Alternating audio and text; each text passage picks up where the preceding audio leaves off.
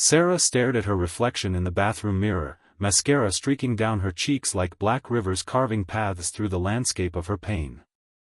10 missed calls on her phone. 23 unread text messages. All from him.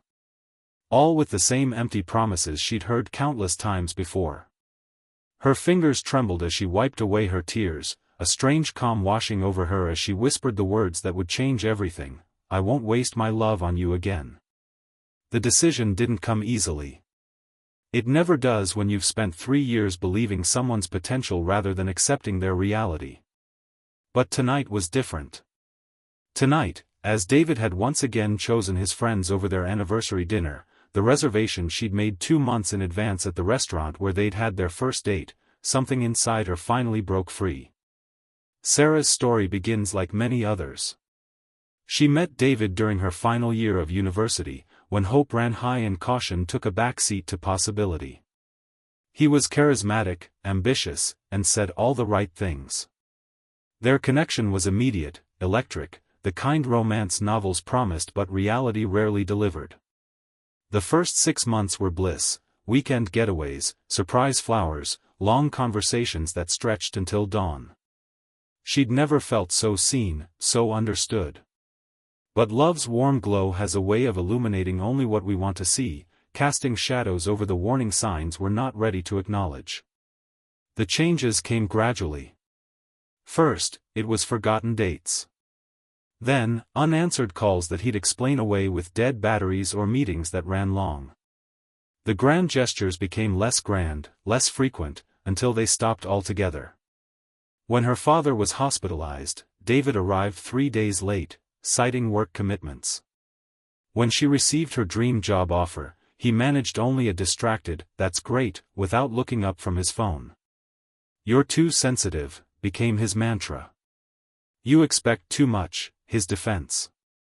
And Sarah, who'd always prided herself on her independence, found herself shrinking, apologizing for needs that weren't unreasonable, for expectations that weren't unfair. Her friends noticed the change in her.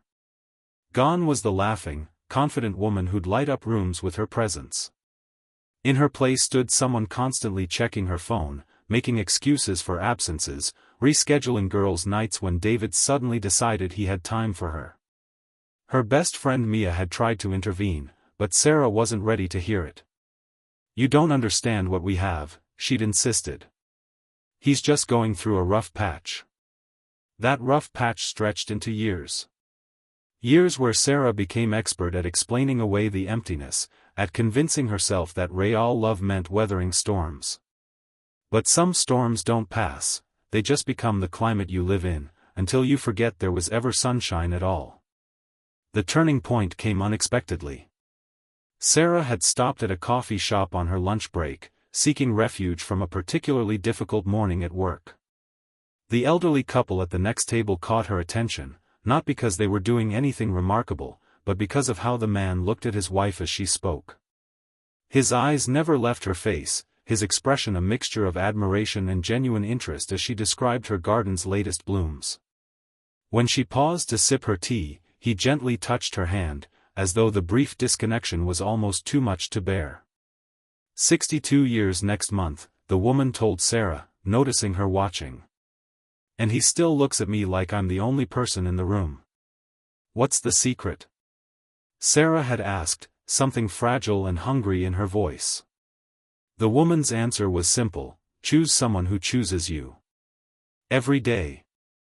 Those words echoed in Sarah's mind as she sat alone at that anniversary table, checking her watch as minutes turned to hours, making excuses to the sympathetic waiter who kept refilling her water glass.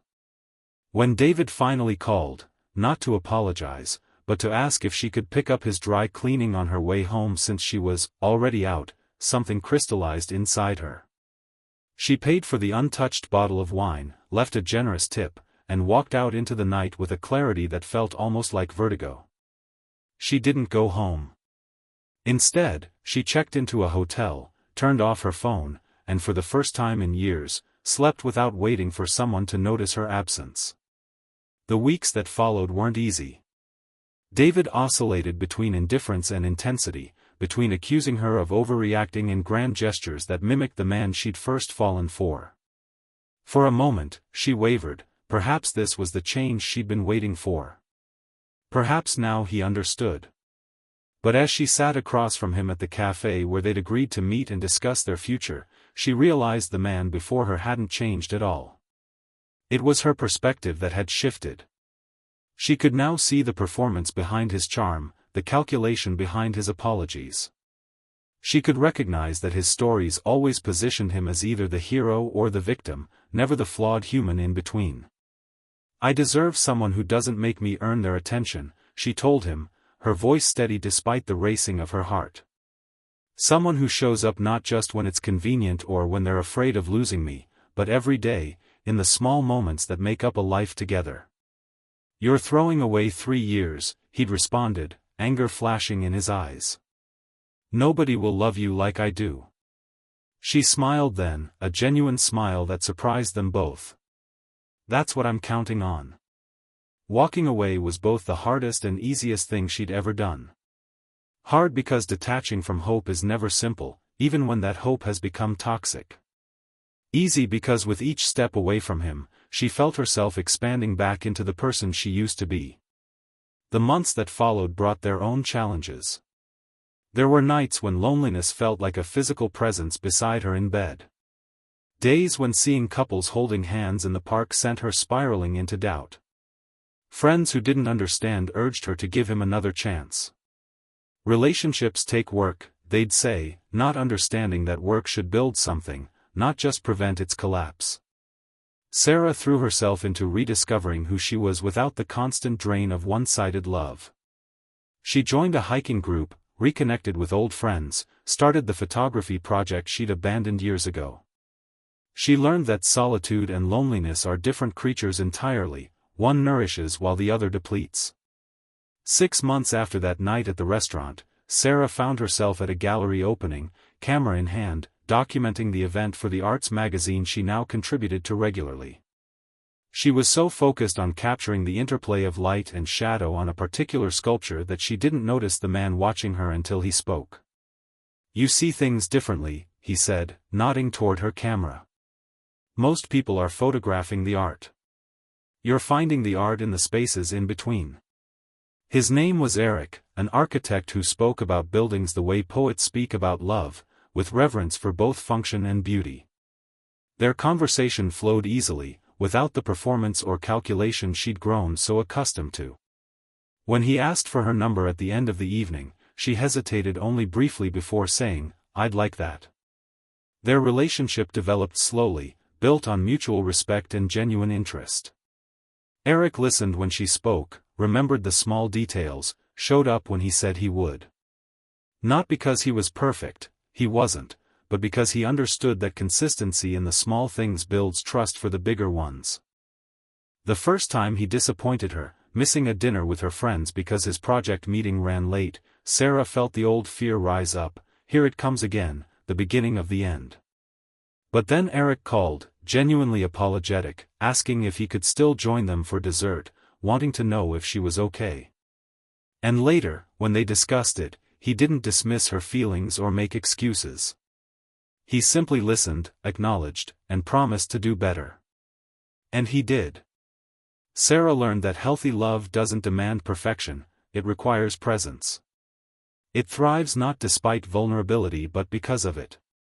With Eric, she didn't have to pretend to be less to make him feel more. They could both shine without dimming the other. 1 year to the day after she'd sat alone at that anniversary dinner, Sarah found herself on a cliff overlooking the ocean, Eric's hand warm in hers as they watched the sunset paint the sky in impossible colors. As darkness fell and stars emerged, she told him about that night, about the decision that had changed everything.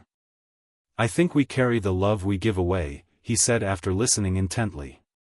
"Even when it's not returned. It doesn't disappear, it changes us, teaches us. Your capacity to love deeply despite being hurt, that's rare, Sarah. I'm grateful every day that you found the courage to save that love for someone who would cherish it." In that moment, with the vastness of the ocean before them and the warmth of genuine connection between them, Sarah understood a fundamental truth: walking away from love that diminishes you creates space for love that helps you grow. Her journey wasn't about finding someone new, it was about finding herself first, about recognizing her worth and refusing to accept anything less than what she deserved.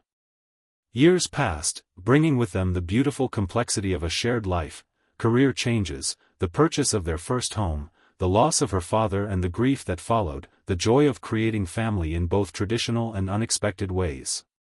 Through it all, Sarah kept the promise she'd made to herself on that pivotal night, to never again waste her love on someone who treated it as an inconvenience rather than the gift it was. There were still difficult days, moments when old insecurities whispered that she was asking for too much, expecting the impossible. On those days, she would remember the elderly couple in the coffee shop and their simple secret: choose someone who chooses you. Every day. And in choosing wisely, both herself and her partner, Sarah discovered that real love isn't about grand gestures or perfect moments. It's found in the quiet consistency of showing up, in the vulnerable courage of being truly seen, in the daily choice to nurture connection even when it would be easier to drift apart. Her story doesn't end with happily ever after, because life isn't a fairy tale with a fixed conclusion. It continues through challenges overcome and joys shared, through the beautiful, messy, ongoing journey of loving authentically and being loved in return.